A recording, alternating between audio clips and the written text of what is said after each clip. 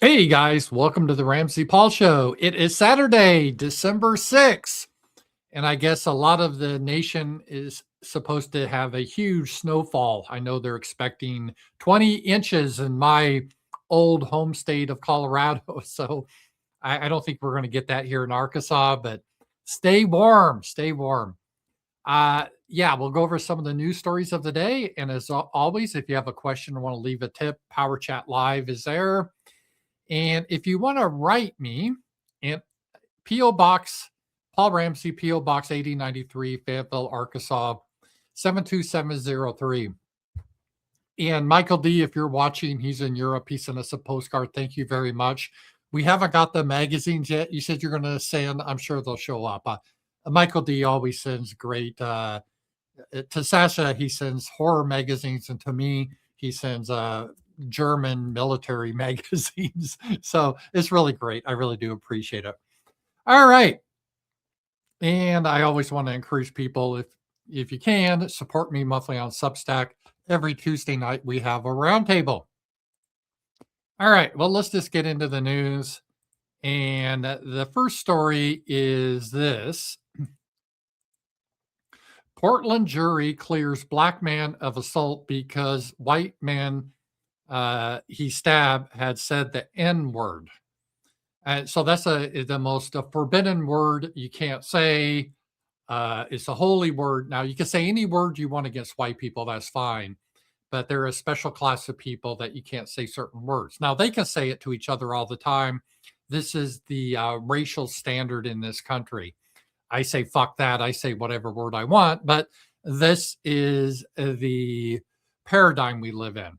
And it was actually he shouted this after he was stabbed. So this black guy stabbed him, and then he said the bad word.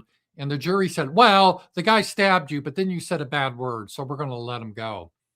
And this is what happens when you have the law of the jungle. If you're going to live in a multicultural society, which I don't recommend, I don't think it's going to work very well, you have to have a law that is colorblind. It's you don't look at that sort of thing. You just have specific laws. And we have laws in this country that someone insulting you does not give you a right to physically attack them. It doesn't. So if someone calls you an asshole, you don't have a right to hit them. If you do, you go to prison. That has been historically the law. And obviously, there's good reasons for that. Otherwise, then you can just attack anyone for whatever reason. I could say that guy said a word I personally don't like, so I should be able to attack him. And I know a lot of people are, oh, this is so progressive. We got to protect black bodies from bad words. Well, okay, should say if a Jewish guy should use the term, we got to get rid of white supremacy. And whiteness is a disease. Well, do those words justify a white man then stabbing a Jew? And the answer is no. But based on this logic, maybe so.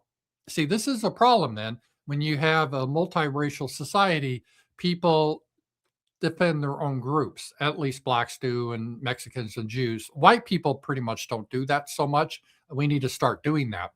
But it would be interesting if a white jury was on a case again. Some white guy stabbed a black guy, and the white jury said, well, the black guy made a racial slur against the white guy. He called him whitey or cracker. So that gives him a right to stab him.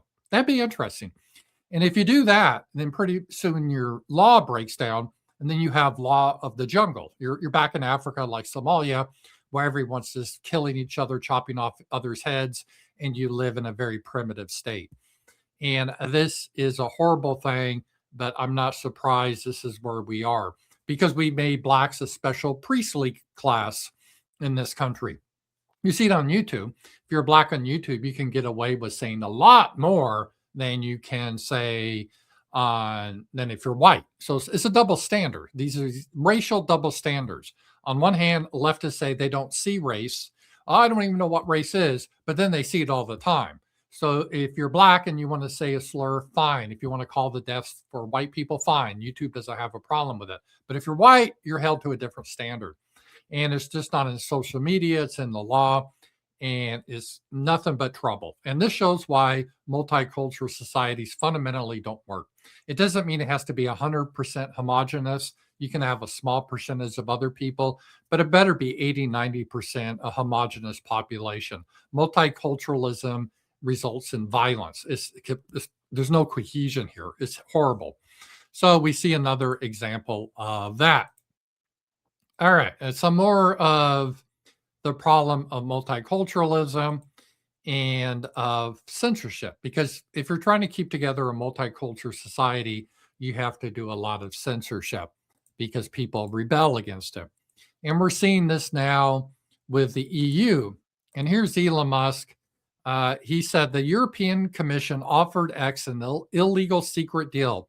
If we quietly censor speech without telling anyone, they would not fine us. The other platforms accepted the deal, X did not.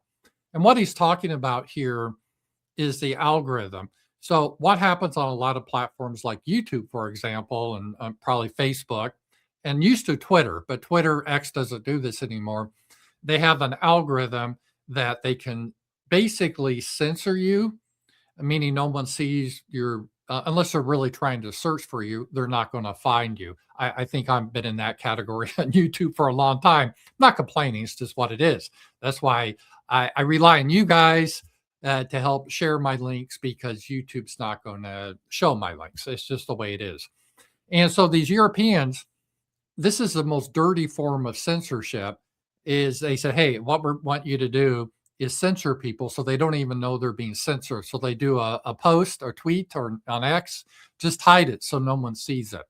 And Elon Musk refused to take that deal. So the EU's mad at him and they're trying to go after him. All right, this was kind of funny. EU is they do not have democratic values. They're against free speech. They're against white people having interests. They're totalitarian. It's just crazy how much they've become. And we're seeing this, the girl boss of EU, Ursula, that should be a clue. There's a problem right off the bat when you have a girl boss. But here she is. This is funny. She's at a speech here. She told a crowd protesting against her they should feel lucky they're in the EU where you can protest freely. Well, not necessarily. And as you will see here, she's... Thank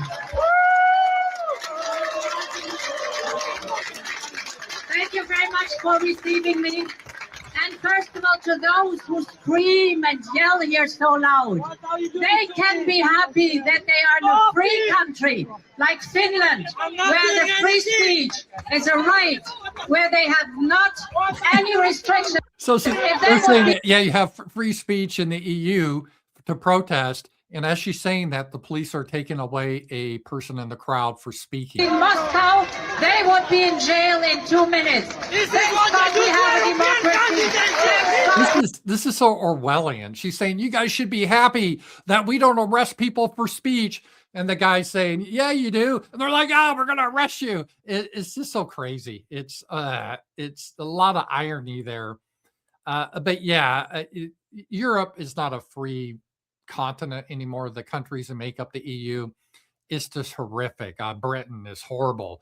And you can say whatever you want about Russia. Like, you can go to jail for Russia, like if you criticize Putin potentially or whatever.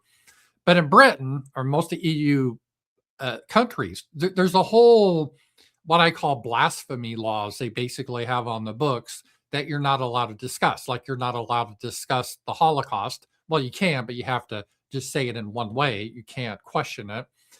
You can't question, is immigration a good thing or not? You go to jail for that. You can't question is, hey, maybe people are biologically different based on ethnicity. You can't do that in Europe.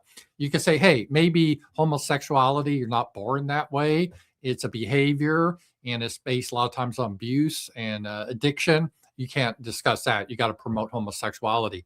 So I would say in Russia, you're much more free on the basic matters than you are in Britain.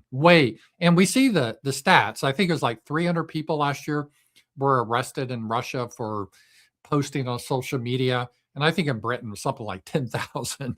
It's just really crazy. Even sometimes if you don't post publicly in Britain, you'll be arrested. I told you that story. This one lady, she was raped by a guy, and she was real frustrated, and she texted her friend saying, yeah, some faggot raped me. And it was a private text message, but somehow the British police found out and they arrested her and let the rapist go free. Kind of goes back to the guy that said the naughty word to the black that stabbed him. We're coming to the day that if a black guy stabs you and you bleed on the shoes, you will go to jail for a hate crime. This is where we are right now. All right. Let's just see what else. We had some more political violence last night. And this is becoming common in America as Americas start to break apart because there's nothing that holds us together. And here we go. Tim Pool. Last night, a vehicle approached our property and opened fire. No one was hurt. Our security team is reviewing the incident and will be relaying the report to the appropriate law enforcement. This is the price we pay for speaking out against evil. So this looks to be a terrorist attack. If you attack someone because of their political beliefs, that's terrorism. And we have a terrorism problem in this country because as long as you attack someone on the right, I don't know, is Tim Pool on the right? I think he always called himself a centrist, but it doesn't matter because the woke left is so extreme. Even if you're like a centrist, they call that a Nazi. It's just insane. All right. The last story is interesting of how people will scam the system. And we see this with the universities. So the elite colleges, they have a extra time on test problem. And what this is, this Atlantic article, is if you have a disability, the idea was, well, if you're a college student, you have a disability, we should make accommodations. And most people think disability, okay, you're in a wheelchair, you shouldn't be penalized because you can't get in the classroom. There should be wheelchair ramps or whatever. But they do it much more than that. They say if you have a mental health issue and you're stressed because of a test, I mean, who's not stressed about tests? I still have dreams. To this day, I still have dreams of being back in college and having to take a test I haven't prepared for. I don't know if you guys that ever went to college still have that dream. I still have it. It's like, oh my God, I have my calculus class and I forgot to go to class all year. Now I got to take the test and I can't find the classroom. I hate that dream. It's like a nightmare, but it's like a boring nightmare. It's not even exciting. It's just tedious. But so yeah, there's stress and tests. At least there used to be.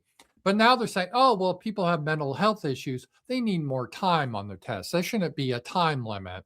We should accommodate them. So guess what? Especially with young people now, they all claim to have a mental disability. It's something they're proud of. If you look at Zoomers, everyone claims to have some sort of mental health issue. They wear it with a badge of honor. And so now in Stanford, 45% of all students claim they're disabled. 45%. It is just so crazy. But that is where we are now. All right. So it's just kind of a quick weekend update, but I wanted to get a video out. So thank you guys so much. I hope you guys have a great weekend, and I will talk to you guys later. Bye-bye.